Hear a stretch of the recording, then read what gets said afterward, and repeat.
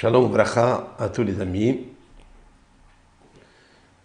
Nous allons avec l'aide de Hachem continuer les cours de morale, d'éthique, ésotérique, allégorique sur les psaumes. Donc, en fait, c'est le numéro 2 des psaumes. Nous revenons toujours sur le premier car il recèle énormément de lumière, de conseils. Pas à pas, nous allons étudier aussi le sens littéral, bien sûr, le sens midrashique, allégorique.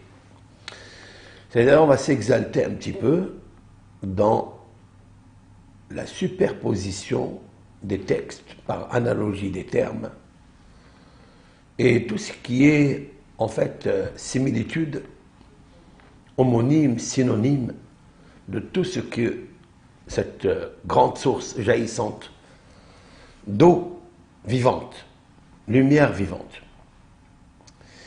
Et je voudrais, avec l'aide de Hachem, dédier ce cours tout d'abord pour mon cousin Germain, décédé, aujourd'hui c'est son anniversaire, Michel Meir ben Rah ben Merima Beros, et que ce cours-là soit adressé à la bonne adresse, avec tendresse, pour que puisse l'Éternel, par la lumière des mots, la lumière des lettres, fait transcender son âme encore un peu plus dans les hauteurs du Gan Eden. Que soient toutes ces paroles-là comme du kérosène qu'on donne à la fusée pour monter très très très haut. La fusée ici c'est la neshama. Le kérosène, zan. Zan c'est alimentation, alimenter. Il nous faut toujours alimenter 200 vivants grâce à l'étude de la Torah. C'est ça qui restera dans le monde. Elle est l'éclairage contre le mensonge qui habite notre monde. C'est ce que nous avons vu à Shrea'ish Ashelo Alach Ba'asad Rishaim. Heureux l'homme qui ne marche pas dans le conseil des méchants. Le conseil des méchants est basé sur le mensonge. Ça, c'est une première partie dédiée donc à notre cousin Germain, Michel Meir ben Merima. La deuxième personne à qui, chez Badel Lehaïm, que Dieu lui prête vie, je voudrais adresser pour la guérison de Rav Touitou, Rav David Touitou, que vous connaissez tous et toutes, par sa diffusion de la Torah, ses cours, depuis de longues dates, de longues années. Il est avec nous, avec vous, le matin et le soir, très grosse qualité. C'est maintenir ses cours, quoi qu'il arrive, Temidin qui s'édrane, c'est-à-dire toujours il est régulier et il est constant dans ses cours, et ça c'est très très important. Il y a un midrash qui dit que ce que l'Éternel aime parmi tous les sacrifices, c'est c'est-à-dire l'agneau que tu feras le matin et l'agneau que tu feras au crépuscule, c'est-à-dire vers le soir. Dieu il dit c'est ça que j'aime moi, c'est quand tu es régulier, quand tu es constant, quand tu es le même, tu ne changes pas. C'est très important ça. Et grâce à Dieu, la diffusion de la Torah qu'il pratique depuis longtemps et jusqu'à maintenant, puisque avec l'aide d'Hachem, il va guérir Bisrout Arabim grâce au bénéfice communautaire. Et grâce à cette Torah qui va le protéger. Voilà, donc, je voudrais m'associer avec vous pour la prière des Tehillim, et combien c'est d'actualité, tous ces Tehillim-là feront sortir donc le Rav de sa misère, comme on dit. Et aussi, je voudrais renforcer par là même sa famille, hein, sa maison, sa famille, tous ceux qui l'entourent, ses enfants, que Hachem Barach fasse tout pour qu'il revienne rapidement, qu'il guérisse, que en fait, tout ce cours-là, je vais me concentrer sur justement les 5 lobes des poumons. J'ai beaucoup parlé des 5 lobes des poumons quand ce virus-là, malheureusement, il attaque la gorge, il attaque après les poumons, et puis après, Dieu préserve, il peut attaquer aussi le cœur, puisque j'ai déjà expliqué que, en fait, le cœur est la lettre Yud. Elle a la même forme que la lettre Yud, c'est le nom de Dieu. Puis après, elle monte vers les poumons, il y a 5 lobes. Donc Yud-Ke, c'est la deuxième lettre qui est 5. 5 lobes, c'est pas par hasard qu'ils sont 5 lobes. C'est sûr et certain qu'il y a ici un créateur qui a dessiné, qui a formé, qui a signé son nom. C'est une preuve exceptionnelle de notre Torah.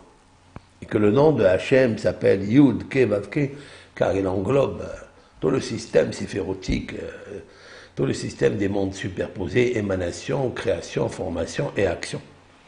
Ce sont 4 mondes, ils sont dirigés par 4 lettres, ce sont les 4 éléments de base aussi, feu, air, après vous avez l'eau et terre. Toujours je commence par le haut, par le bas. Et en fait, nous sommes dans la terre, dans le monde du He, c'est-à-dire la lettre 5. Et cette lettre 5, en fait, c'est la terre.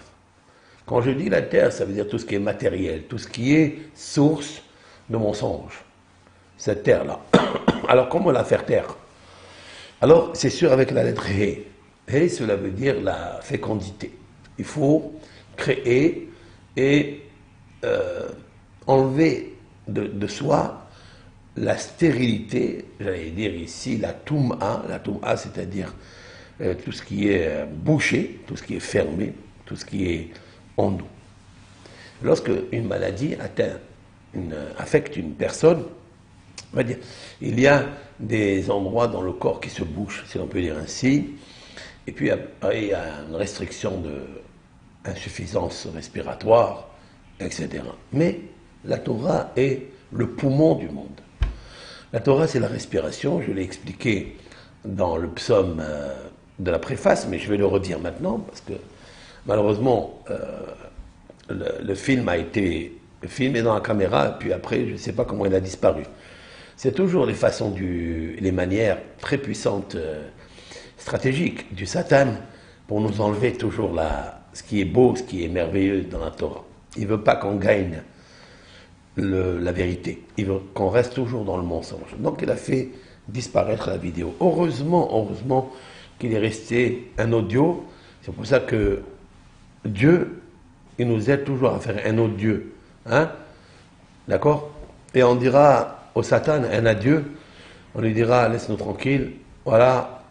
Donc je vais revenir à ce 5 en fait, les poumons, ce sont les 5 lobes. Et donc, nous sommes ici dans le livre de Tehillim. Le livre de Tehillim correspond aux 5 livres qui sont superposés avec ceux de la Torah. La base, ce sont les 5 livres de la Torah, le Pentateuch, et chaque livre de Tehillim est relié à cela. Bien sûr, quand je parle de cela, je parle avec, bien sûr, la communauté juive, qui, elle, est privilégiée d'avoir reçu cette magnifique Torah au mont Sinaï, et grâce à elle, elle traverse aujourd'hui tous les millénaires et les décennies de lumière, d'espoir, et aussi elle réconforte l'homme et le peuple dans le désespoir. Vous savez très bien que le peuple d'Israël a souffert énormément, et il souffre encore, car personne ne l'a encore bien compris, et cela, on ne sait pas pourquoi. Le Midrash dit grâce ou à cause des 5 livres de la Torah qu'il a reçus au mont Sinaï. Car le mont Sinaï vient du mot Sina, c'est-à-dire haine. Depuis que la Torah est descendue au Sinaï, eh bien, il y a eu Sina. Sina, cela veut dire, eh bien, c'est la jalousie, la haine gratuite. On ne sait pas pourquoi on déteste un juif, on ne sait pas. Personne ne sait. Mais quand vous commencez à parler avec les gens, vous commencez à leur expliquer qu'est-ce que la Torah, ben, ils sont tellement heureux, ils sont tellement contents qu'il y a une discussion, qu'il y a un dialogue de paix, qu'il y a un dialogue de sagesse dans la Torah. C'est dommage. Et donc ces 5 livres de Tehillim que le roi David a écrits, eh bien, ils sont très très très puissants. J'allais dire que c'est en fait la quintessence des 5 livres de la Torah, du Pentateuch. Voilà. Et dans le cours précédent, préface, j'avais dit que le roi David a relié le premier mot, qui est le mot Ashré. On peut le constater, hein. C'est pourquoi je demande à toutes et à tous ceux qui nous suivent de prendre le livre de Psaumes avec moi et de le lire avec moi, de H à Z. C'est-à-dire que quand je parle du premier psaume, vous y êtes avec moi. Quand je vais au 150e psaume, vous y êtes avec moi.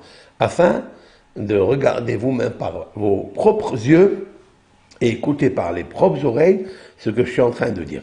Il n'est pas aisé, des fois, quand je cite une interprétation numérique ou alphanumérique ou kabbalistique et que je le rentre dans les mots, c'est pas aisé de comprendre. Donc il va y avoir des mots qui vont échapper et donc des fois c'est l'âme du cours qui s'est évaporée, hein, qui s'est évanouie en fait parce qu'elle n'a pas été bien perçue. Et pour percevoir cela, il faut le voir. Percevoir.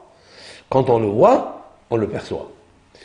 Alors c'est sûr et certain, nous avons dit que le mot Ashré, qui veut dire heureux, est relié avec le dernier mot qui est Alléluia. Donc Alléluia, c'est un terme que tout le monde connaît. Tout le monde le dit dans sa bouche, Alléluia. Il y a 2 mots où presque le monde entier, hein, si je peux dire ainsi, doit le connaître et doit le réciter et doit l'admettre, parce que s'il y a des milliards de personnes qui ont dit Alléluia depuis que le Tehillim existe, parce que c'est ce mot qui revient souvent et assez souvent dans les psaumes du roi David, eh bien c'est sûr et certain qu'il a une résonance. Il y a un autre mot qui est dans la bouche de tout le monde, soit musulman, soit chrétien, soit juif, c'est Amen. Alors bon, les musulmans disent Amin, peu importe, c'est la même, en fait, pas la même valeur numérique, je l'explique, mais Amen, c'est puissant. Qui nous a inculqué cela? Ben, c'est Abraham Avinu.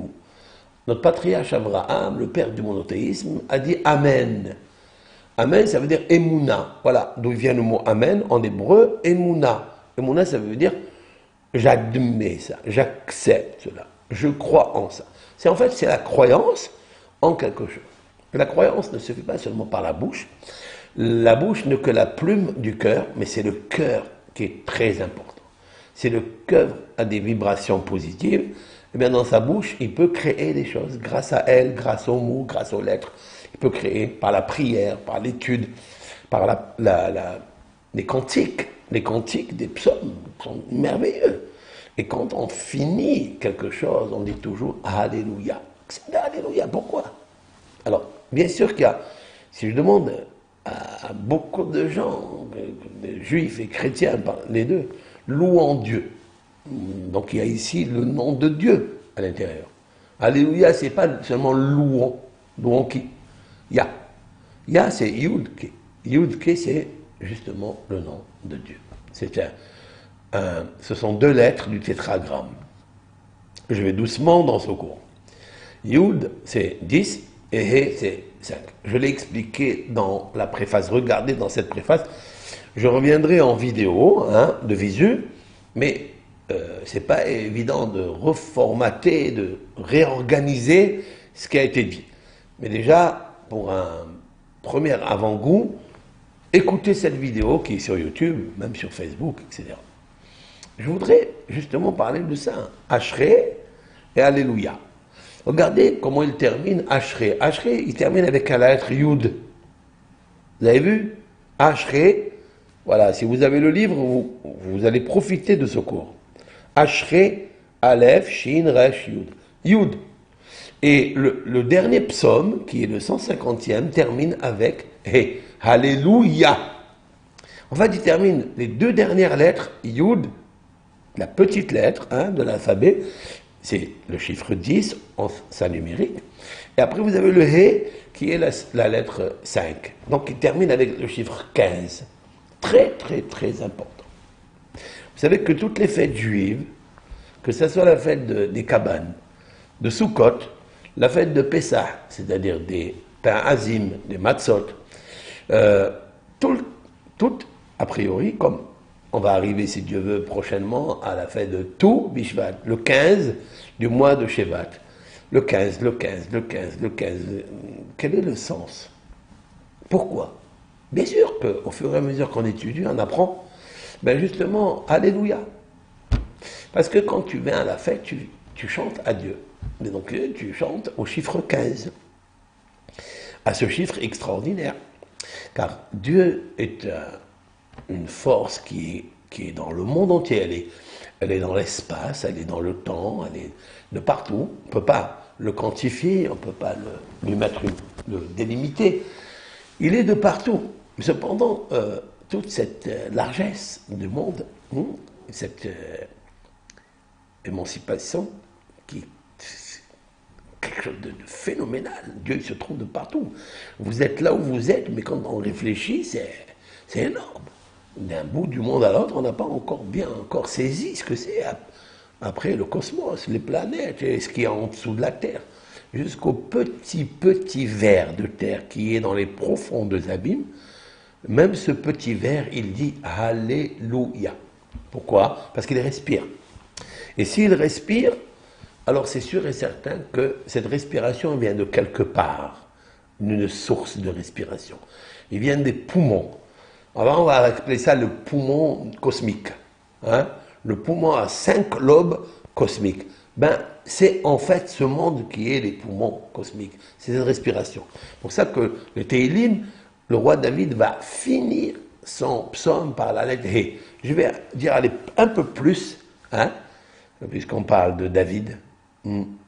Alors, David, c'est en fait la valeur numérique 14. 14, c'est 4 et 1, 5. Comme si le roi David, il est appelé comme ça, et c'est très, très intéressant de savoir pourquoi David s'appelle David. Dans le Talmud, il est marqué dans le traité Brachot, là-bas, le Talmud essaye de scruter et de vérifier pourquoi Ruth, donc la Ruth n'était pas juive, d'accord, c'était une Moabite, et elle s'est convertie au judaïsme, et elle a suivi sa belle-mère Naomi de toutes ses forces. Elle lui a dit, où tu iras, j'irai, où tu mourras, je mourrai. Dans la terre que tu seras enseveli, je veux être enseveli. Ta religion, c'est la mienne. Bon, c'est la première fois qu'on a vu une belle fille avec une belle-mère, vraiment chapeau. Hein? Où tu iras, j'irai, ça n'existe pas aujourd'hui. D'accord? Aujourd'hui, malheureusement, où tu iras, je n'irai pas. Hein? Et donc, c'est une femme qui a su avoir ce qu'on appelle la bina. Voilà. La bina, ça veut dire l'intelligence. La bina, c'est pas être aveuglé par sa religion, ou par sa méthodologie, ou par sa sagesse, ou par son caractère. Non. La bina, c'est l'ouverture. C'est ouvrir, c'est-à-dire une connexion avec Dieu, oui, connexion avec Dieu, et en même temps, prendre la connexion, les énergies qui viennent de la lettre Yud, qui est le monde des émanations, parce que tout commence par là. Tout commence par un petit point lumineux, énergétique, nucléaire, qui s'appelle le Tzimtzum, c'est-à-dire la lumière qui est très restreinte, cette petite lumière, petit embryon lumière, mais qui est puissant. On ne peut pas le quantifier, et puis ça commence à se déverser, s'élargir, et créer des mondes. Telle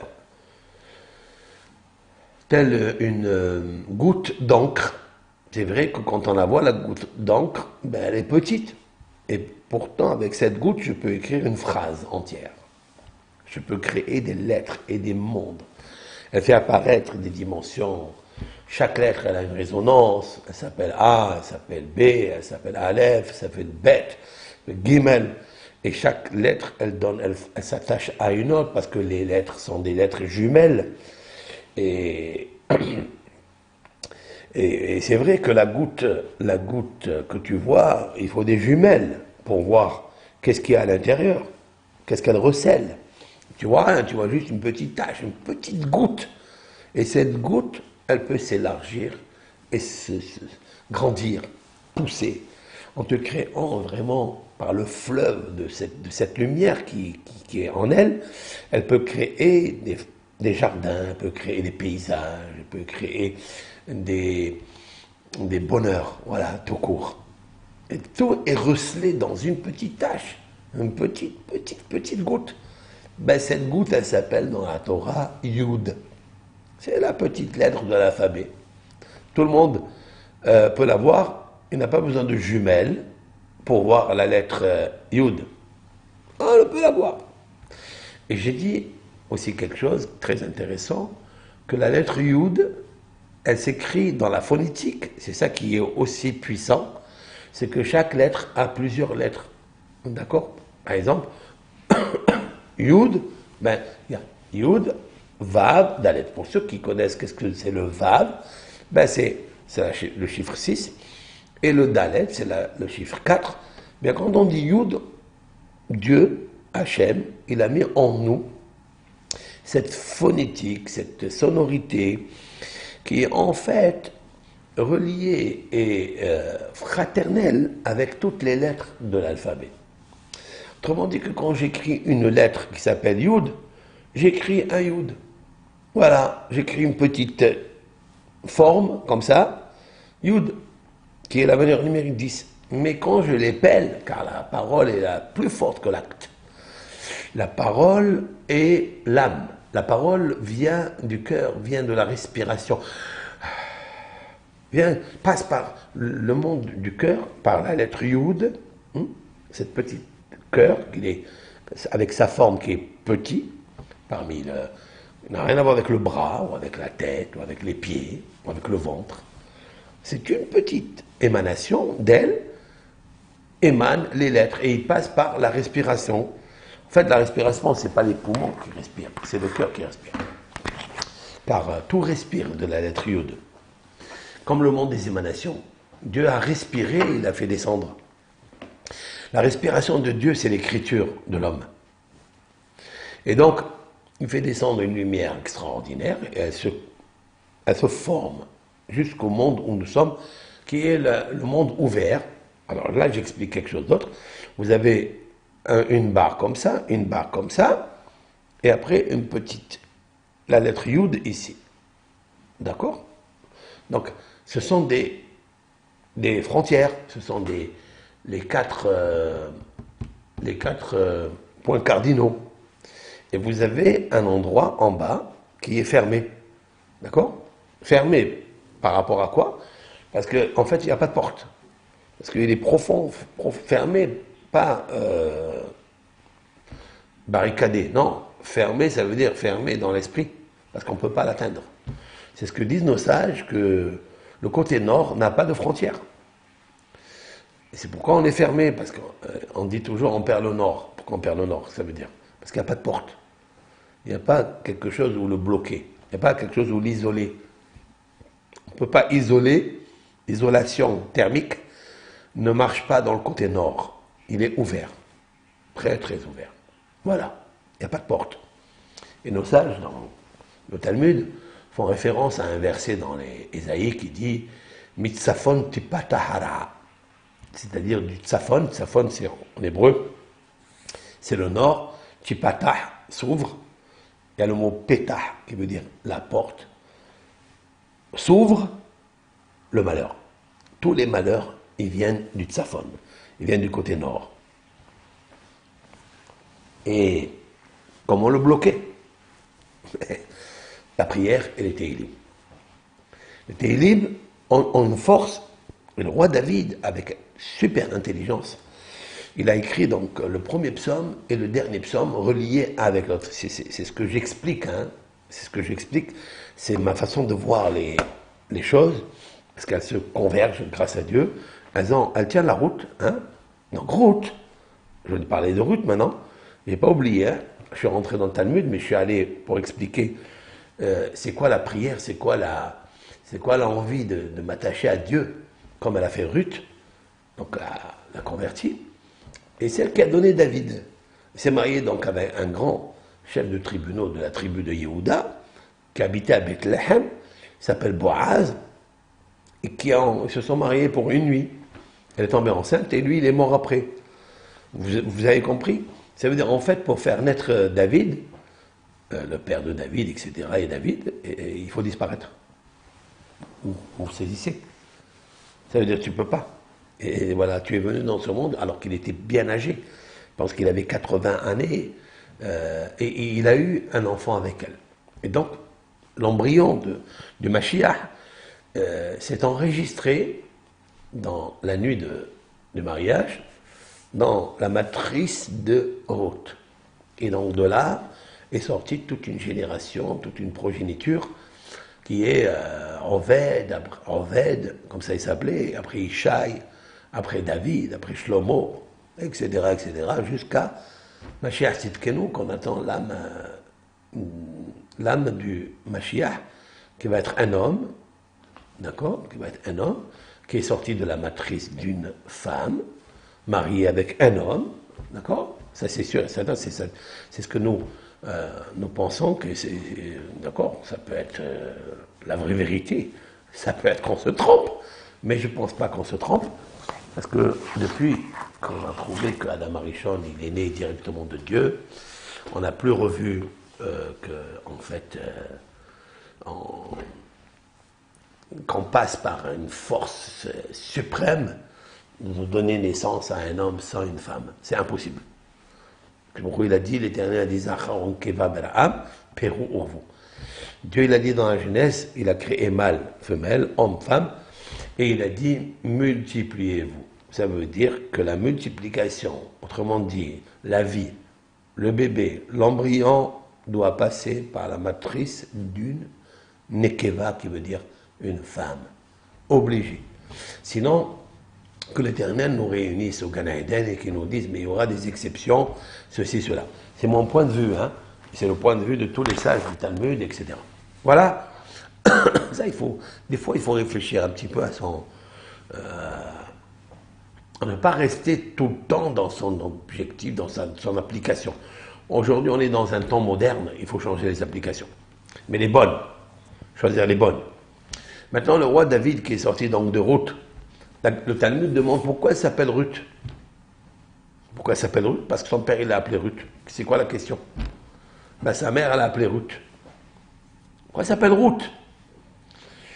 Alors, dit le Talmud, mais péné, parce que il y a ça, mais mène à David. David est sorti d'elle, chez Riva. Donc voilà le mot. En hébreu, c'est plus facile pour moi de parler en hébreu que de parler en français et de traduire l'hébreu. C'est très difficile. Mais je me maintiens.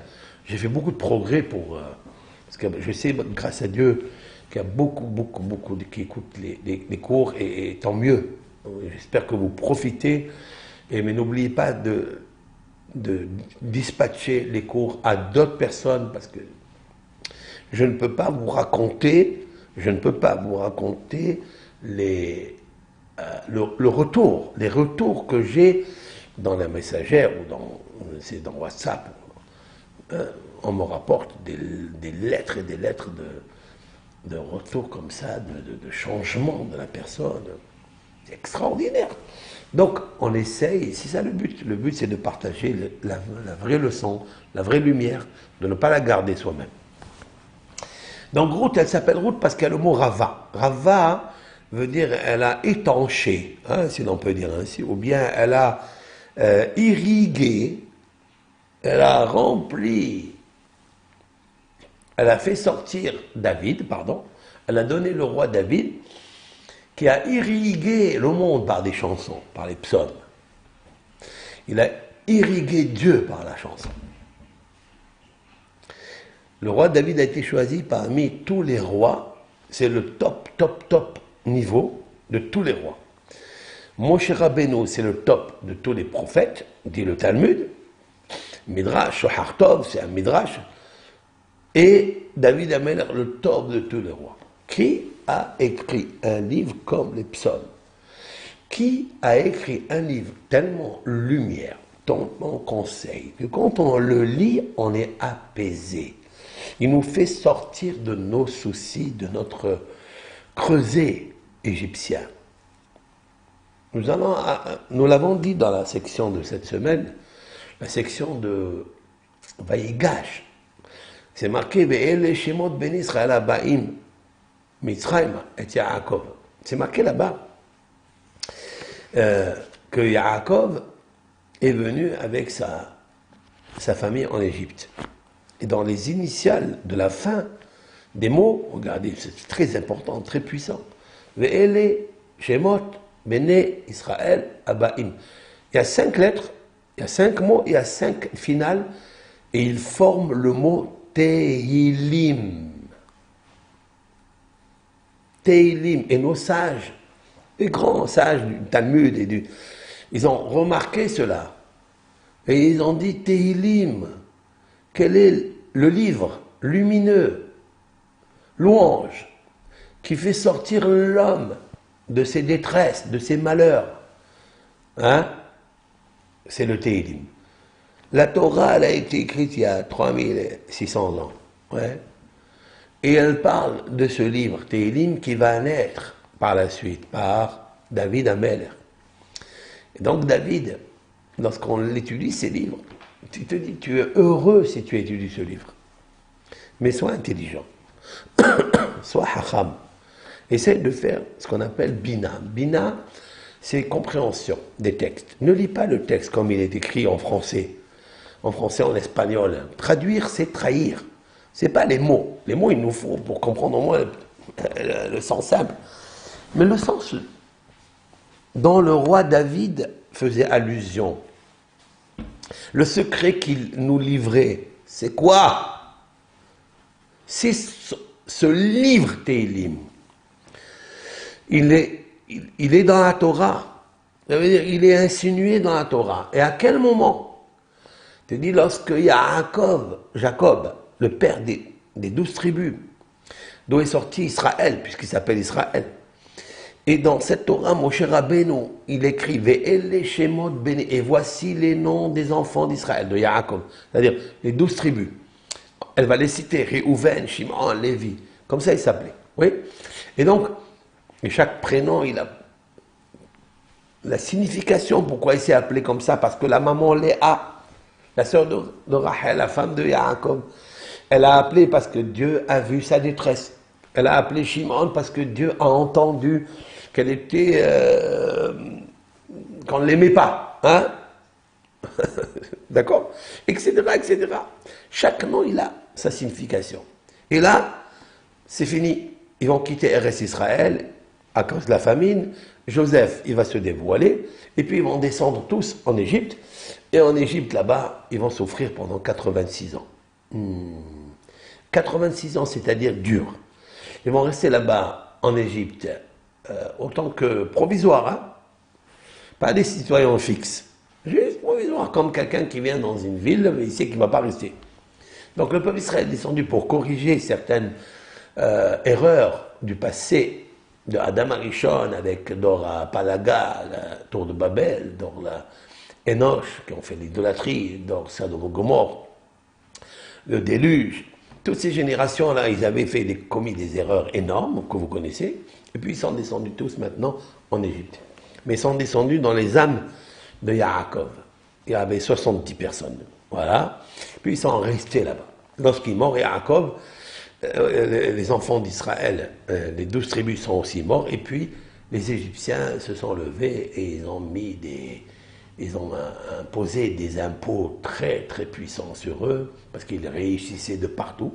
Ils ont ouvert des commerces, ça a commencé à multiplier, comme vous connaissez très bien que quand ils se mettent dans le commerce, eh bien ils réussissent. Je ne sais pas pourquoi, mais c'est comme ça. Ils réussissent. Et après, bon, il faut faire très attention à rester toujours honnête, parce que si on gagne de l'argent malhonnêtement, ben, l'argent s'appelle gozal. Gozal, ça veut dire un oiseau. Ils s'envolent. Ils s'envolent comme l'oiseau. Il ne reste plus rien du tout. Donc le peuple d'Israël était là, il a souffert. Il te dit, la question elle est comment ils ont tenu pendant 210 ans là-bas, plus 4, c'est-à-dire dans les 210 ans, il y avait 86 années, comme la valeur numérique Elohim, voilà où je arrive. C'est-à-dire Elohim, c'est-à-dire la puissance nécessaire, la rigueur, la sentence. Dieu est justice. Voilà, c'est fini. Dieu est justice et en même temps bonté, parce que la justice, c'est pas pour punir la personne. Dieu ne veut pas que ses créatures soient malheureux, comme un père ne veut pas que son fils soit malheureux. Même qu'il fait des erreurs, il le punit, il le châtie. Qui aime bien, châtie bien, a dit le roi Salomon, dans les Proverbes. Donc, ils sont restés là-bas, Kéminian et Elohim, ça veut dire ils ont travaillé dur, amer. Ils ont jeté leurs enfants dans le Nil. Et ça, le pharaon, il ne devait pas le faire ça. Dieu, il a dit à Abraham qu'ils vont descendre en Égypte, mais pas pour travailler comme tu penses, toi. Toi, tu les as pris pour tes fins besoins et tes intérêts. Et là, Dieu lui a dit, alors d'accord, je vais amener sur toi ce qu'il n'a jamais amené au monde, dans aucun pays. Misraïm, il a envoyé 10 plaies, il a envoyé 10.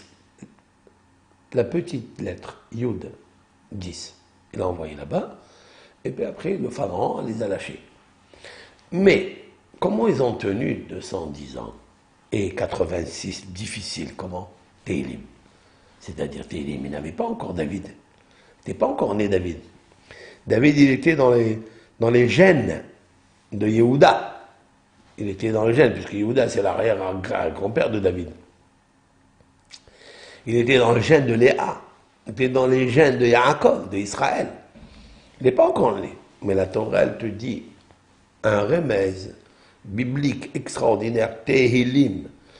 Et voici les noms des bénis Israël qui sont venus en Égypte. Comment ils ont pu tenir en Égypte, dans cet exil, l'affre de l'exil du creuset égyptien, où il y avait la sorcellerie, où il y avait l'idolâtrie dans son comble, il y avait l'adultère, il y avait la débauche dans son comble. C'est là la source de tous les homosexuels et tout ce qu'il y a dans le monde qu'on ne veut pas connaître. Hein? Et bien c'est là de c'est sorti. C'est sorti de Canaan et de là, en Égypte. Parce que Ham, Canaan, c'est pareil. Ham, le fils de Noah. Donc, de Noé. C'est à lui qu'a été donné l'Égypte antique. Je ne parle pas de l'Égypte d'aujourd'hui. Je parle de l'Égypte antique, l'ancienne.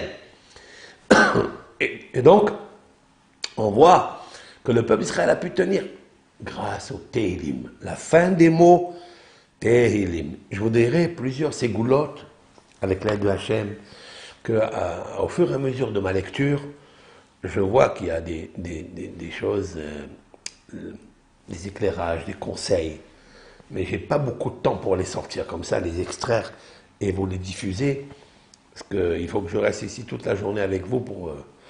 mais est-ce que vous allez rester vous avec moi toute la journée? Moi je peux, est-ce que vous pouvez? Non, enfin. Donc ça veut dire qu'il y a tellement de choses merveilleuses de chaque psaume. Maintenant, donc il a terminé son livre avec Alléluia. Alléluia, j'ai dit déjà que Alléluia, c'est la valeur numérique 86. Waouh! 86, pas plus, pas moins. Comptez-le. He, Lamed, Vav, Yud, He. Et c'est 86. Mais ce qui est explosif pour moi, pourquoi elle termine avec ce chiffre de Alléluia? Alors, déjà ici, je m'arrête et je dis que lorsqu'une personne se trouve dans la détresse, elle se trouve coincée quelque part, et il ne manque pas, hein, il ne manque pas des choses, à la peine de les énoncer, les épeler, parce que tout celui qui se trouve dans sa difficulté, dans son Égypte, et des fois, il sent que Dieu, il est dur avec lui. C'est-à-dire, c'est la sentence de Elohim, c'est ça, la justice. Lui, il ne sait pas pourquoi. Mais il faut savoir que Dieu est miséricorde. Et tu dois dire Alléluia. Je te remercie, Hachem. Pourquoi? Pourquoi quelqu'un qui reçoit la sentence de justice, il doit dire Alléluia? Comment ça se fait? Parce que c'est valeur numérique 86, ça ne marche pas. Non, plus que ça. Parce que dans Alléluia, vous trouverez le He, le Yud, le He et le Vav. Donc je vais les faire dans l'ordre hiérarchique. Yud, Ke, Vav, Ke. C'est le nom de Dieu. Et vous trouverez 2 lettres en plus, qui est le Lamed et le Lamed, c'est-à-dire 30, ça fait 60. 60, c'est la lettre Samer. Samer, c'est quoi? C'est appui. Lorsque tu as des sentences, lorsque tu sais que c'est Dieu qui t'envoie, mais il est aussi Yud Ke Vav Ke, qui veut dire miséricorde. Et c'est lui ton support. Si tu arrives à tenir fort, alors que normalement tu dois, tes pieds flageolent, succombent, ils sont complètement fragiles, et ils doivent tomber normalement, et ils ne tombent pas. Pourquoi? Parce que Dieu, c'est lui qui t'appuie. C'est Dieu qui est ta forteresse. Dans le mot Alléluia, tu es obligé, c'est un grand secret que je vous livre ici. Dieu m'a aidé à dévoiler ce secret depuis que j'ai décidé de vous enseigner ça. Ça veut dire, Dieu il dit que si tu t'occupes de mes créatures, moi je crée en toi des innovations. Je crée en toi, Hashem, avec l'aide de Dieu, beaucoup de hidushim, parce qu'il faut avoir j'allais dire l'amour, hein, le respect des créatures de Dieu. Point à la ligne. Voilà. Ils sont là, ce qui les a créés. C'est lui. Et le roi David a répété plusieurs fois qu'il faut raconter la gloire de Dieu et les merveilles de Dieu au peuple, aux nations. Pourquoi il a dit ça? C'est quoi la gloire de Dieu? C'est quoi? C'est les guerres? C'est les étoiles? C'est quoi? La gloire de Dieu, c'est les psaumes. La gloire de Dieu, c'est la sagesse de Dieu. La gloire de Dieu, c'est la construction intuitive de Dieu. Donc il termine avec Alléluia pour ça. Parce que si on arrive à tenir 86 années dures en exil, ils ont dit à la fin Alléluia. Et là-bas, il est mentionné le Tehillim. Et les Shemot ben Israël, Abaim Israëma, vous lirez dans l'Exode même, hein, dans l'Exode, les 5 premiers mots. C'est incroyable. Vous ouvrez l'Exode, les 5 premiers mots. L'Exode bientôt, hein, c'est ce samedi, ce Shabbat, on va lire l'Exode. Aujourd'hui, nous avons lu l'Exode. Mais les Shemot ben Israël, Abaim Israëma. Il y a le mot Tehillim, la fin des mots, 5 mots Tehillim. Waouh! Alors, Tehillim, le mot Tehillim veut dire louange. Le radical de Tehillim, c'est au pluriel, c'est Tehillah. Tehillah, ça veut dire éloge, louange. Louange, prière, requête, il y a tout dans Tehillim. Et grâce à ça, on est sorti. Donc, dis Alléluia. Tu veux sortir de tes problèmes? Alors, comme je dis, le mot Alléluia, la valeur numérique grandiose, c'est 86. Mais il est accompagné, ce mot, par la louange. Pourquoi? Est-ce que quelqu'un qui a la sentence de Elohim, de Dieu puissant, justice, quelqu'un qui est écrasé par des problèmes, il peut dire Alléluia? Oui. Pourquoi? Je répète, parce qu'à l'intérieur, il y a 6 lettres, 4 lettres obtiennent la graphie du mot Yud, Ke, Vav, Ke, et il reste 2 lettres, Lamed, 30, 60, Samer. Samer, ça veut dire que Yud, Ke, Vav, Ke, il t'appuie, c'est-à-dire c'est ton support, sommaire, c'est ton support lorsque tu as des problèmes. Donc jamais tu flétris, jamais tu te décourages. Toujours continuer à dire Alléluia. Ça, et aujourd'hui, et depuis tout le temps, il ne nous reste que cette phrase-là. Toda, merci, Alléluia, Alléluia, Alléluia. Parce que là, il y a la force de ce mot-là. Après, il y a beaucoup de fleuves qui vont sortir de là, à travers les cours, bien sûr, mais gentiment. Il faut aller gentiment. Il faut donner à ton élève, comme on dit, à petite dose infinitésimale. C'est-à-dire, ne l'étouffe pas. Si tu lui mets une citerne de connaissances, de leçons à ton fils, alors qu'il est encore nourrissant, tu vas l'étouffer. Et dommage pour tout ce qui se perd. Tandis que tu lui donnes comme ça, à dose homéopathique, ou bien cuillère à café, ou cuillère à lait, des petites doses, eh ben, il peut avaler tout, il n'y a rien qui se perd. Hein. Et ça, c'est extraordinaire. Donc, on va aller très, très doucement. Et voilà donc le mot Ashré et le mot Alléluia qui sont en relation ensemble. Et ça, c'est très important. Ça, c'est très important. Maintenant, écoutez bien. Lorsque je prends le mot Elohim, ben, c'est 86. Mais en fait, la résonance lumière qui est à l'intérieur, c'est sa valeur numérique réduite. Parce que la base de tout, c'est qu'il faut toujours descendre vers le petit. Plus on est petit, plus on est grand. Rappelez-vous de la petite goutte d'encre d'où a émané le monde des émanations. Comme si le roi David, quand il dit Alléluia, en fait, il remercie Dieu qui est en haut. Et Dieu en haut, il est de partout.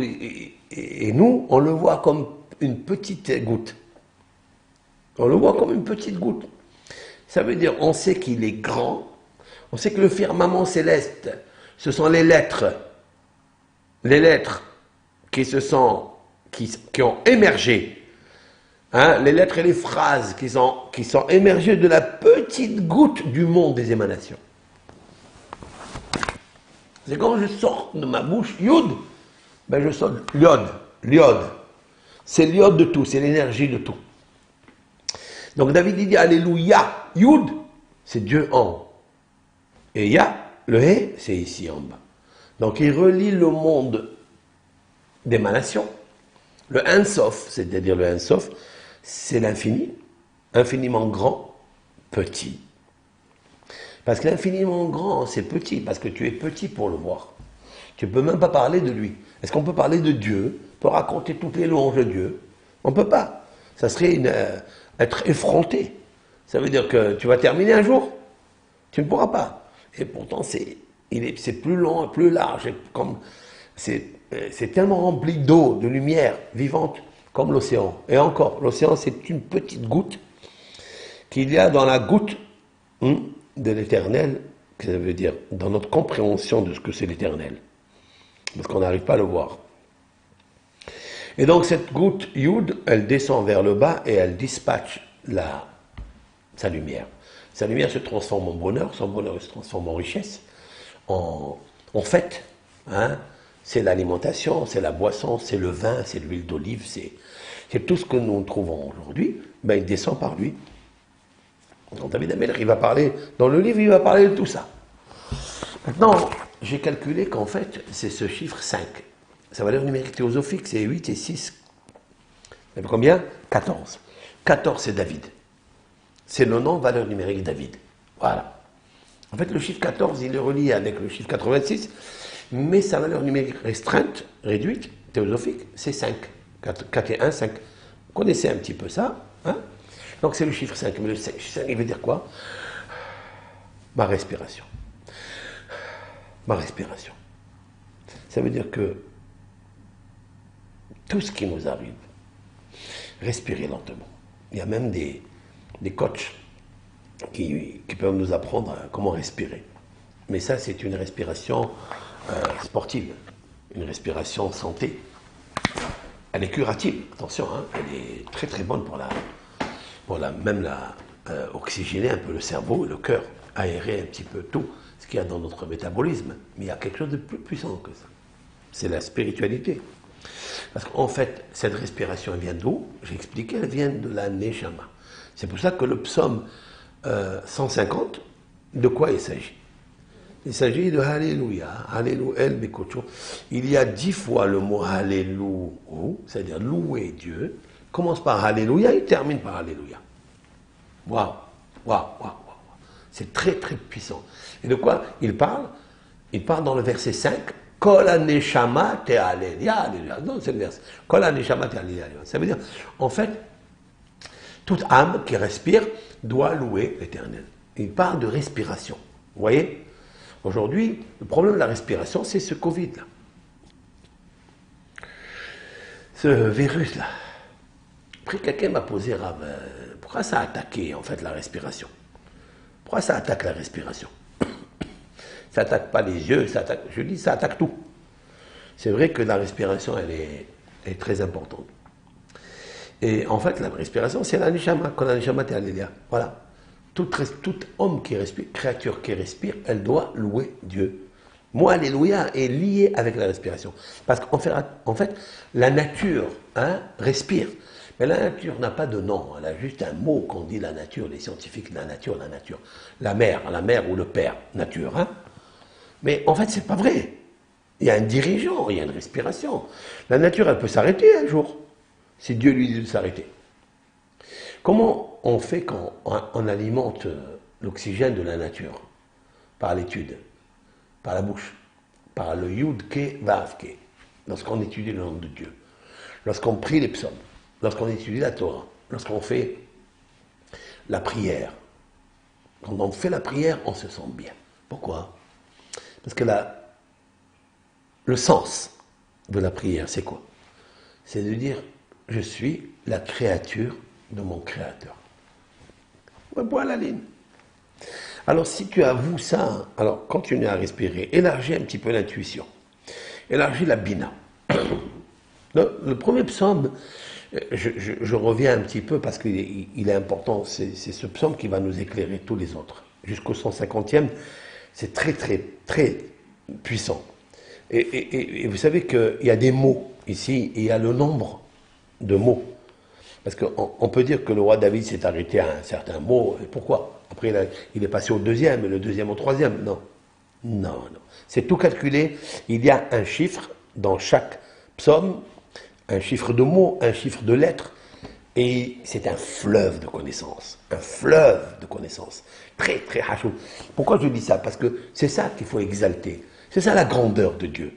La grandeur de Dieu ne s'arrête pas. Il y a Dieu, il existe Dieu, c'est lui qui dirige le monde. Voilà, ça, c'est des mots dans notre bouche, là.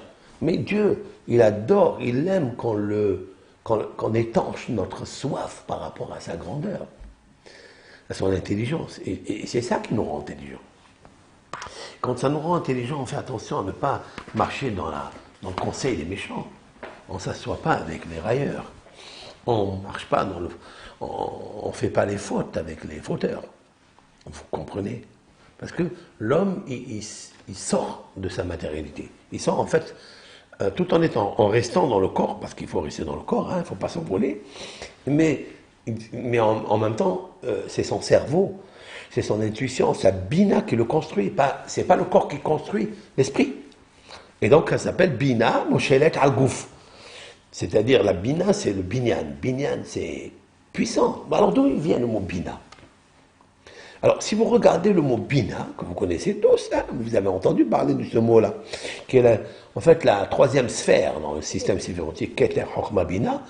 Keter, c'est la couronne. Après, couronne, ça veut dire ratson, ça veut dire la volonté, la volonté. La volonté de David, c'était quoi? C'est de poster dans ses psaumes la sagesse, il n'en parle beaucoup, et en fait, de cette sagesse-là, des psaumes est sorti les proverbes du roi Salomon, l'Ecclésiaste et le Cantique des Cantiques, où il y a une sagesse énorme dedans, avec des conseils, avec des idées, avec des sigoulottes, il y a tout dedans. Pour l'homme, on a besoin de ça. Et il y a Bina. Bina, ça veut dire, la troisième position, c'est Bina. Bina, c'est intuition, intelligence. C'est de comprendre quelque chose qui n'est pas écrit par quelque chose qui est écrit. Matière grise et matière développée. Et ce mot bina là, il est très intéressant. Alors, viens, on va décortiquer le mot bina. Comment je l'appelle facilement? Bina. Donc je dis bet, yud, nun, he. Voilà, bet, yud, nun, he. Alors, réfléchissons. Il est composé de deux lettres que tout le monde connaît, bet, nun, ben, fils. Fils. Ben, fils. Un ben, c'est un garçon, un fils. Même bat, banot, banot aussi, banot qui veut dire les filles.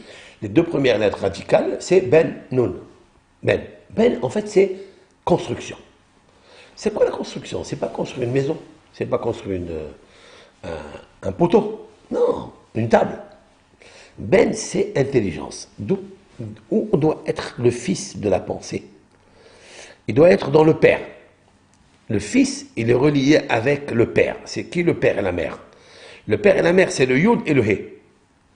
Regardez dans le mot bina, après que j'ai extrait le mot ben, qui veut dire fils. Il y a la lettre Yud et He qui nous reste. La lettre Yud et He, c'est ce que je viens d'expliquer. C'est-à-dire, Yud, c'est le monde de l'au-delà. Et He, c'est le monde terrestre. C'est pourquoi David, il va terminer, grâce à ça, il va terminer avec Alléluia.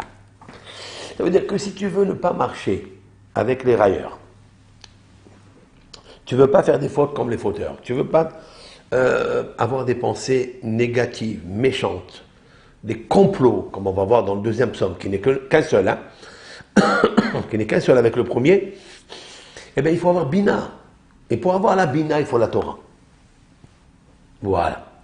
C'est pourquoi David, immédiatement, il dit, dans le deuxième psaume, il dit, il est juste la Torah, il étudie la Torah. Parce que la Torah, c'est quoi? C'est la leçon. Et la leçon, c'est quoi? C'est la sagesse. Et la sagesse, c'est un fleuve de connaissances. Et la connaissance, c'est Bina, c'est la construction du monde, la construction de l'homme. Oui? C'est ça, Bina. Et donc, si tu n'étudies pas la Torah, d'où je sais que la Torah s'appelle Bina? D'où? Elle s'appelle sagesse, ok. Mais c'est quoi Bina? Parce que le roi Salomon, dans les proverbes, je voudrais, comme je vous ai dit dans la préface, que le roi Salomon, il a relié, et il a dit quelque chose avec, par rapport au psaume, il a dit, Li bina ani gevora. Suivez-moi. Le roi Salomon a dit dans le proverbe, parmi un qui est puissant, Li bina. La Torah dit, à moi appartient l'intelligence. Li gevora. À moi appartient la puissance. Point. Donc ici, il y a ici puissance, il y a ici sagesse. Enfin, Bina, c'est intuition, intelligence. Ça veut dire que celui qui a l'intelligence, il a la Gevura, il a la puissance. La puissance, c'est pas l'argent. La puissance, c'est pas la force physique. C'est pas la belle voiture que tu roules à 100 000 à l'heure, hein, où tu gagnes des... C'est pas le pied du footballeur qui va gagner, etc. Non. Non. Ça fait partie aussi de l'intelligence, parce qu'un footballeur qui est intelligent, il marque des bons buts.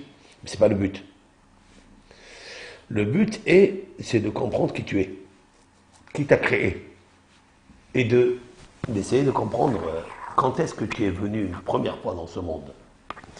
Est-ce que la première fois que tu es venu dans ce monde, tu étais un railleur, tu étais un fauteur, tu avais des complotistes, qu'on appelle aujourd'hui dans le monde moderne, hein? Est-ce que oui ou non? Ben, tu n'as qu'à voir qu'est-ce que tu fais maintenant.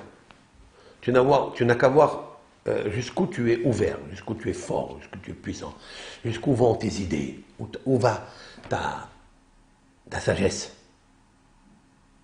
On est ce qu'on parle, et on parle ce qu'on est. Et donc, alors il faut une bina. La Torah, elle dit, le roi Salomon a dit, ma puissance, ça n'est pas la puissance, en fait, physique ou autre, ou la richesse, ou les femmes. Ma puissance, c'est l'ibina. À moi appartient la bina. Bina, c'est l'intelligence. D'ailleurs, le roi Salomon a demandé à Dieu, dans le rêve, donne-moi l'intelligence. Le roi Salomon a reçu un grand cadeau de Dieu lorsqu'il lui dit, demande-moi, mon fils, tout ce que tu me demandes, je te le donne. C'est vrai, comme ça, c'est marqué. D'ailleurs, dans le psaume 2, on arrivera à ça. Demande-moi et je te donne les nations ils seront ton héritage. C'est quoi? C'est l'héritage. Je n'ai pas besoin d'avoir l'héritage des nations. Chacun garde son héritage. Chacun a son patrimoine. Il ne parle pas de ça. Il parle comment la femme de la reine de Saba ou la reine de je sais qui, eh bien tous les rois qui venaient demander au roi Salomon des conseils. C'est ça qu'il lui dit. Sha'almi meni, demande de moi et je te donnerai l'héritage des nations. L'héritage des nations, cela veut dire que les nations vont t'écouter. Et c'est ça leur héritage. Tu vas leur transmettre un héritage qui est la sagesse de Dieu. Mais ça, il faut la connaître. Il faut s'asseoir et demander à Dieu, prier à Dieu. Et ça, il faut bina. Il faut l'intelligence. Si tu n'as pas l'intelligence, tu ne peux pas. C'est vrai. Donc, on relie le mot bina avec le mot alléluia, parce que dans alléluia, il y a le yud qui est, d'accord, qui est le 15, qui, en fait, il est relié avec bina, binyan. Et en fait, tous les psaumes, ils sont reliés avec bina. C'est-à-dire, bina, ça veut dire avec intelligence. Voilà. Maintenant, pour fortifier ce que je viens de dire maintenant, vous comptez le premier psaume. Donc il a des mots. Ashrei, Aish, Asher, heureux l'homme qui n'est pas. Jusqu'au dernier, Derech Reshaim Toben. Donc, il nous parle de la Torah, il nous parle de l'homme, il nous parle de la fortification du cerveau qui est complètement pétri dans la divination, la divinité, ou le divin, dans le sacré. Et là, grâce à ça, il s'éloigne de tous ces tentacules, ces pièges qu'il y a dans le monde. Et David Améler, il dit, quel est le secret? Vous comptez, hein? Ça c'est fait maison, hein, ce que je vous dis. Ashrei Aish Asher Lo Halach, on comptait 67 mots. 67 mots, pas plus, pas moins. Et 67, en fait, c'est la valeur numérique Bina. Voilà, Bina. 67. Lorsque vous avez le chiffre 67 avec vous, vous avez tout gagné. Bina. Libina, Ligivura. Anibina, Ligivura. Libina, Anigivura. La Givura, c'est pas la Givura, comme j'explique, hein? Pas la richesse pécuniaire, c'est pas ça. Ça sert à rien, ça. C'est pas ça qui va t'accompagner un jour dans ta dernière demeure. On n'a jamais vu un coffre-fort suivre un corbillard. On le sait, hein? C'est pas ça l'essentiel. L'essentiel, c'est de te construire maintenant à créer une lampe lumineuse qui va t'éclairer dans le monde que tu ne connais pas. Dans le monde noir, obscur, dans le Sheol. Là-bas, tu as besoin de cette lumière. Et là-bas, tu ne pourras pas la voir. Là-bas, tu ne pourras pas la créer. Tu ne pourras pas la construire. Tu ne pourras pas être intelligent là-bas. Qui a dit ça? Le roi Salomon. Dans un des psaumes, dans l'Ecclésiaste. Il a dit que En chokma ve'da'at ubina b'sheol asher ata holer sham. Il n'y a pas de connaissance, de sagesse et d'intuition dans le Sheol où tu vas aller là-bas. Il n'y a pas. Maintenant, assez kol ma shebekochaha la'asot. J'explique le terme en hébreu, les proverbes. Fais dans tout ce qui est possible en toi, par ta force physique, par ta force intelligente, par ta force pécuniaire, ici, dans ce monde. Construis l'éclairage qui ne veut pas être éclairé dans la tombe. Qu'est-ce que ça veut dire, ces paroles, monsieur le rabbin? C'est quoi ce que vous racontez dans la tombe? Quelqu'un est éclairé? Oui. Les gens, ils sont éclairés, oui. Parce qu'il ne faut pas oublier que l'âme ne disparaît jamais. Et même le corps, qui s'est éteint, il vit encore. Il y a encore de la vie. D'où je sais ça? D'où je sais que le corps dans la tombe, il a encore la vie. D'où je le sais? Eh bien, il fabrique des vers. Il fabrique des vers, parce que le corps, la chair, devient vermine. Et la vermine, elle vit, non? Donc elle continue à vivre. Donc le cœur ne s'arrête jamais, le corps ne s'arrête jamais. Donc si le corps qui n'est qu'un décor, il est encore vivant, alors à plus forte raison l'âme qui n'est jamais morte, et qui est là, qui émane de la source de celui qui est toujours vivant. Et donc je sais qu'il est toujours vivant parce que je parle de lui. Hein? Parce que c'est de lui que je parle. Le roi David dans le psaume 145 a dit Dor les dor ishabah ma'asecha ugvurotecha yagidu. De génération en génération, on racontera tes louanges. Ugvurotecha, ta puissance, ils raconteront. Qu'est-ce que ça veut dire? On parle de louange, on parle de puissance. En fait, la vraie louange, c'est d'être intelligent. Et c'est ça qui amène la puissance. Et le roi David, il dit, pour être intelligent, attention à ne pas perdre ici l'éclairage. C'est ici qu'il faut le créer. Là. Alors, il faut savoir que chaque lettre des psaumes, ou de la Torah, encore plus, après, c'est le Talmud, etc. Il faut savoir que chaque lettre crée une lumière. Voilà. Je vous donne ici une vérité. Chaque lettre que l'on mentionne, qu'on lit, un mot qui contient 4 lettres comme Ashrei, ou bien un mot qui contient 6 lettres, Alléluia, eh bien sachez qu'il fortifie votre lumière céleste, votre âme, votre respiration, pas pour un monde passager, on n'est que passager ici, mais pour un monde éternel, qui ne veut pas avoir un poumon avec lequel il va respirer dans le monde de l'au-delà. Il aura besoin de ça. Il aura besoin de lumière. C'est quoi cette lumière? C'est quoi cette plénitude qu'on attend tous, en fait? On était, et on est arrivé ici, on a disparu ici, mais on repart là-bas. Cette âme-là, il faut l'éclairer par la lumière des lettres, la lumière des mots. Et c'est ça, alléluia. Et quand on obtient ça, on rentre dans la Bina, c'est le chiffre 67 qui est inscrit ici dans le premier psaume, parce qu'il te dit, je veux qu'il y ait la Bina. Et c'est pour ça que je vous dis que le roi David, lorsqu'il a dit Ashrei, donc il a compté 67 mots, 67 mots, le mot Bina. Dans le mot Bina, il dit Ben c'est le fils, et il reste Yud, et c'est Yud, et c'est les deux lettres avec lesquelles il a terminé le psaume 150, Alléluia. Ya, c'est Chochma et Bina. Dans le système séphérotique, c'est papa et maman. C'est-à-dire, c'est cette lettre père-mère. D'accord? C'est un peu profond, mais vous comprenez ce que je veux dire. Et en fait, ça, j'ai besoin pour guérir mon âme. Et surtout, mes poumons. Alors pourquoi les poumons sont touchés? Et presque le monde entier a été touché. Il y a qui ont reçu. Parce qu'en fait, il est marqué dans le Talmud quelque chose. Le Talmud a fait une analyse des sages.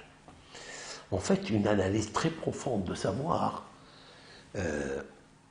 quelle est la faute, quelles sont les fautes que nous faisons tous, le monde entier. Quelle est la faute que fait la minorité des personnes dans ce monde? Et quelle est la faute que font la majorité dans ce monde? Donc il y a minorité, majorité et global, général. C'est quoi? Nos sages ont dit comme ça. Mi'utam ba'arayot. La minorité des gens pratiquent l'adultère. Mais c'est une petite minorité. Par rapport à, bien sûr, je parle à toute la... Dans le peuple d'Israël, en tous les cas, même s'il y a... Dieu préserve, que Dieu leur pardonne, qu'ils fassent des chouvas sur ça, qui reviennent à lui vite, à Dieu. Il y a des minorités qui font des adultères, parce qu'ils ne savent pas, en fait, là... Ils sont trop matériels.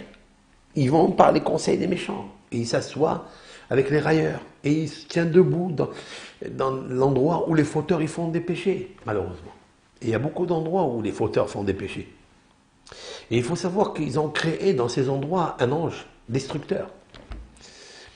Ça sera un cours à part ça. Et donc, ça c'est la minorité. Ils ont cherché, ils ont scruté, ils ont vu que les gens ont peur quand même de prendre la femme de l'autre. De faire l'inceste ou de faire tous ces péchés-là. Donc il y a une minorité de gens qui pratiquent l'adultère. Après, il y a une majorité qui pratique le vol. C'est intéressant ça. Le vol. C'est-à-dire tout le monde vole, soit de l'argent de l'autre, soit il lui vole sa pensée, soit il lui vole son idée, soit il lui vole je ne sais quoi. Son hidouche. Hein?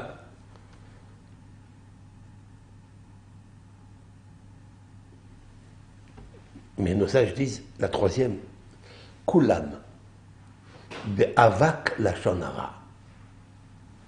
Avak, la poussière, la shonara. Ça veut dire, il existe le péché de la médisance, du colportage, qui est le péché intègre, intégral. Le grand péché de la shonara, ça veut dire, raconte vraiment du mal sur son camarade, et ce mal va tirer sur lui, des fois, beaucoup de malheur à ce garçon-là. On peut même tuer la personne. Et la personne qui écoute, elle aussi, elle meurt. Et la personne qui raconte, aussi, elle meurt. Dieu préserve, dit le Talmud. Parce que dans le psaume 112, dans le psaume 12, c'est marqué Lachon Medaberet Gedolot. C'est la langue, elle parle des choses grandes. Et nos sages disent, ça veut dire quoi? Mais Medaberet Gedolot, elle est équivaut, la médisance est équivaut à 3 péchés capitaux. Et dans chaque péché capital, c'est marqué Gadol, Gadol, Gadol, Gedolot, grand. Ça veut dire important. Le crime, l'adultère et l'idolâtrie. Dans les versets situés dans la Torah ou dans les proverbes, dans les prophètes, c'est marqué, à chaque fois qu'apparaît le mot idolâtrie, il y a marqué à côté Gadol, grand. C'est-à-dire, ici, Gadol, c'est pas grand dans la taille, il est important. Dans le crime et dans l'adultère. Et le roi David, dans son petit mot, dans le psaume 12, il dit la shon medaberet gedolot. Lorsqu'on parle de vanité, on parle de hanifout, on parle de mensonge, on parle de médisance, cette langue, elle équivaut à gedolot. Gedolot, c'est au pluriel. Donc elle équivaut à ces 3 péchés capitaux qui sont au pluriel. Tellement c'est grand. Ça, c'est quand on parle le vrai lachon hara, le vrai mensonge. Ouais. Mais il existe ce qu'on appelle la poussière du mensonge. C'est pas. Ça veut dire on parle par insinuation, par remèze, c'est-à-dire par allusion. Petit clin d'œil, l'autre il a compris que ça parle de l'autre, et on se raille, etc., etc. Il faut savoir, dit le Talmud, ils n'ont pas peur de le dire. Hein. Koulam, Koulam, ça veut dire tous, mais avec la shonara. Alors j'ai dit quelque chose. Ce matin, je me suis levé, je dis, mais mince, pourquoi tout le monde est comme ça? Et est-ce que c'est ça qui a attiré pour nous ce Covid-là? Et j'ai trouvé que les initiales de Avak, Avak qui veut dire poussière, de la shonara, on parle ici de la shonara. Avak, c'est Uvhanu Benagif Corona. J'explique en hébreu. Uvhanu, ça veut dire on est testé positif. Benagif, par le virus, Corona, Kouf. Aleph, Bet, Kouf. Avak. Aleph, Bet, Kouf, c'est Uvhanu, testé positif, quoi. Benagif, avec le nagif, c'est l'épidémie, le virus. Corona, Kouf, Corona. Ça, le monde entier est touché par ça. Il faut être vraiment un vrai tzaddik pour ne pas avoir eu, ne serait-ce qu'un tout petit peu de... Celui qui n'a pas perdu, par exemple, l'odorat ou le goût, etc. Bon, s'il n'était pas malade de fiévreux ou avec une toux puissante, il faut être un vrai tzaddik. Il faut être vraiment quelqu'un qui est aimé par Dieu pour ne pas subir cela. Donc on souhaite, avec l'aide de Hachem, par rapport à ce vaccin qui vient de naître en l'année 5781, c'est-à-dire il est né peut-être avant, mais il est pratiqué maintenant, puisque même en RS Israël, les Gdolim, une personne m'a demandé sur la messagère, je ne sais pas, sur mon message, je crois, je ne sais pas, je ne me rappelle pas, m'a demandé qu'est-ce qu'il faut faire pour ce vaccin. On le prend pas. Alors bien sûr que... Alors, je ne peux pas vous dire ce que j'ai dans mon cœur, ça c'est sûr et certain, mais ce que je peux vous dire, qu'il faut écouter ce que disent les rabbanim, les grands d'Israël, tous les grands, a priori, ne serait-ce que, on va dire, le grand rabbin d'Israël, Rabbi Yitzhak Yosef, le fils de Rabbi Ovadia Yosef, Shalita, il a dit qu'il faut le faire. Il faut le faire. Et il y a beaucoup vous voyez des vidéos tout le monde pratique ce vaccin, donc on ne peut pas se dérouter de ça. Hein. On ne peut pas se dérouter. On sera obligé de toute façon tous, voilà. Après, est-ce qu'il y a ici quelque chose qui est caché derrière ou pas? Ça, je ne pense pas. Pour l'instant, je ne pense pas. Les effets secondaires, ça, on ne sait pas encore. Qu'est-ce qu'il y a dedans? On ne sait pas. Mais c'est sûr et certain que les docteurs, la médecine israélienne a dû vérifier le contenu. Ils ont des laboratoires de chimie, tout ça. Ils vont vérifier qu'est-ce qu'il y a dedans, quelle est la substance de ce... Voilà. Je ne dis pas que c'est un effet placebo. Je ne pense pas. Mais ça, c'est ce que je vous dis parce que ce qui est sur la terre, ce que les gens, les rabbins, ils disent, alors ça c'est sûr et certain qu'il faut écouter et il faut le faire. Il faut le pratiquer, il faut le faire. Parce que si on vous oblige, en tous les cas, il ne faut pas se révolter, comme on dit. Après, il y a quelque chose qui est caché derrière, je ne sais quoi. Comme j'ai dit une fois, est-ce que ça va arrêter notre problème de parler la Shonara? Ou bien ça va nous renforcer? Parce qu'en fait, si on ne prend pas la leçon, on va récidiver. Comme il a dit Rav Kahana, Rav Kahana, c'est marqué dans le Zohar, il est allé dans un endroit en Eretz Israël, une ville qui s'appelait Tarsha, elle s'appelait comme ça, Tarsha, et il a entendu qu'il y avait donc le Nagif, il y avait une grande épidémie, et il a fait ce qu'on appelle la Kétoret. La Kétoret, c'est une lecture des 11 plantes aromatiques qui est contre la mort. C'est marqué dans la Torah que lorsque le peuple d'Israël, ils ont parlé de Moshe et de Dieu, la médisance, Dieu il a envoyé ce qu'on appelle les Hashim Aserufim. Ce sont les serpents qui brûlent par leur poison. Et il a commencé à faire l'épidémie.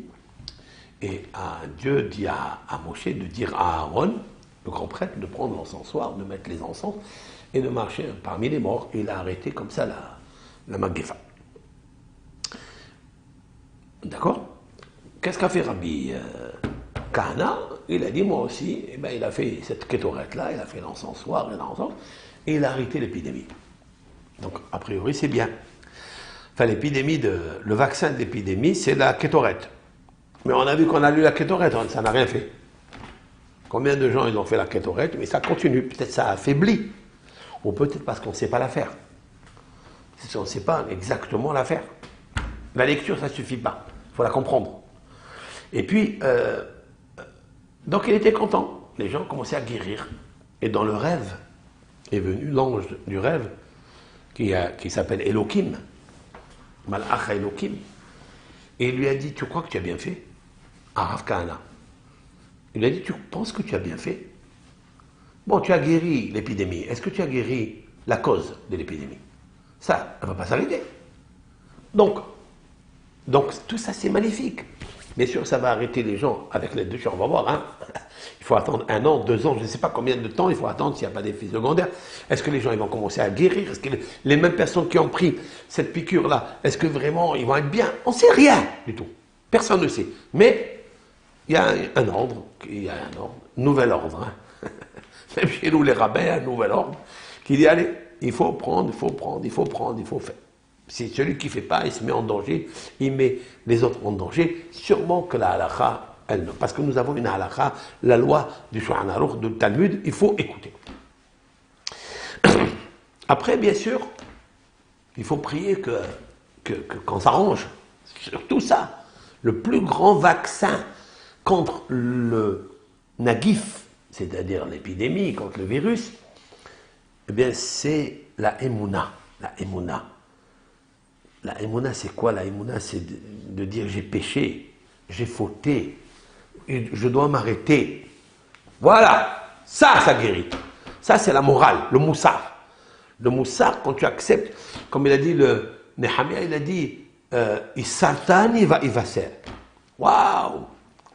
Il a dit Dieu, tu m'as puni et ivaser, ça veut dire j'ai accepté.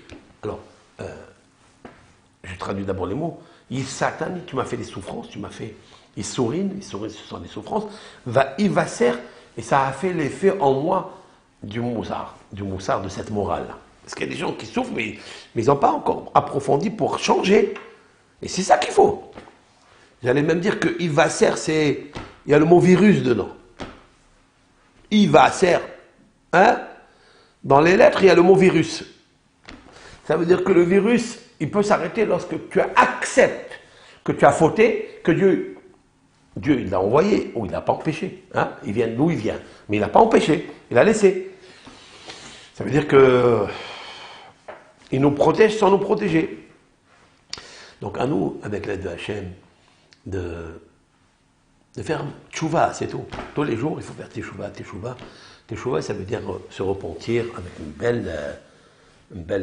un embellissement de soi-même, de son caractère, de sa modification, bonification. Et avec l'aide de Hachem, on est immunisé grâce à ça. Si on a l'esprit fort, voilà, ça c'est le psaume. Remplissons notre sagesse, notre tête de bina. Donc j'allais dire que le mot Ashrei est l'anagramme du mot Roshi, hein, ma tête. Et voilà, pour aujourd'hui, c'est le scoop. Et le nombre de mots dans le premier psaume est 67 valeurs numériques Bina. Eh bien, Bina se trouve là, côté gauche. Là. Bina, c'est l'intelligence, se trouve parce qu'on a deux hémisphères. Un côté droit qui va avec la main droite. Ça, c'est le Hesed, c'est la sagesse, le Hesed, la bonté. Et tandis que Bina, c'est plus que ça. C'est le côté gauche où il y a les pulsions. Où il y a les pulsions. C'est côté cœur, côté faible. Là, c'est la faiblesse et ça, c'est la noblesse. Mais ça dirige ça, et ça dirige ça. Côté gauche dirige les pulsions du cœur. Bina liba uba ale mevin. Il y a un avis dans sa préface sur le Zohar.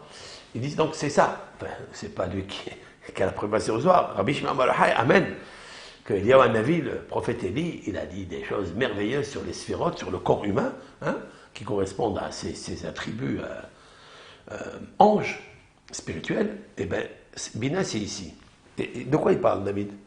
Il parle d'ici. Le cœur des méchants, il est mauvais, donc c'est côté gauche. Les railleurs, c'est côté gauche. Après, ceux qui font les fautes, c'est côté gauche. Ce sont les pulsions, les motivations à l'appétit, luxueux et autres. Et le roi David, il te donne un secret énorme. 67 mots, 67 valeurs numériques. Maintenant, il faut ramener tout à Dieu. Il faut ramener tout à Hachem. Qu'est-ce que ça veut dire à Dieu? C'est de dire, Hachem, j'ai fauté, j'ai compris, parce que Bina, c'est compréhension, j'ai compris, je vais modifier le cœur. Et à ce moment-là, le cœur, il va rentrer ici le Yud, le He, le Vav et le He. Il y a 5 sonorités qui sortent, c'est 5 lettres. Donc ces 5 chiffres, ils vont sortir de Yud Ke Vav Ke. Et pourquoi il faut le cœur pour ça? Parce qu'il faut la Bina, il faut l'intelligence. Et regardez bien, 67, sa valeur numérique réduite, c'est 13. 13, c'est Ehad. 1, c'est Dieu. Ahava, c'est 13. Amour, c'est 13. C'est aussi. Donc 13 et 13, ça fait le nom de Dieu, 26. Mais en fait, 13, c'est 3 et 4, ça fait 3 et 1, 4. Ce sont les 4 lettres du tétragramme. C'est pour ça que le roi David, il a dit, il a dit Ki im betorat Adonai hefzo. Seulement son désir se trouve dans la Torah de Adonai.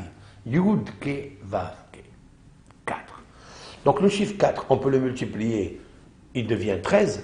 Si on dissèque le mot 4, donc je mets 3 et 1, 13, et on peut le remonter à 67. Ouh. La source de tout, c'est Dieu. Dieu dans l'amour et Dieu en l'intelligence.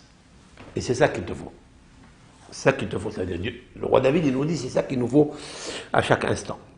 Voilà, puisse l'Éternel nous aider à mieux le comprendre et à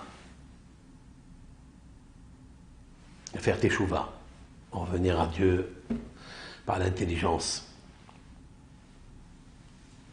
la sagesse et le louer. Ashrei Aish, heureux l'homme. Alléluia.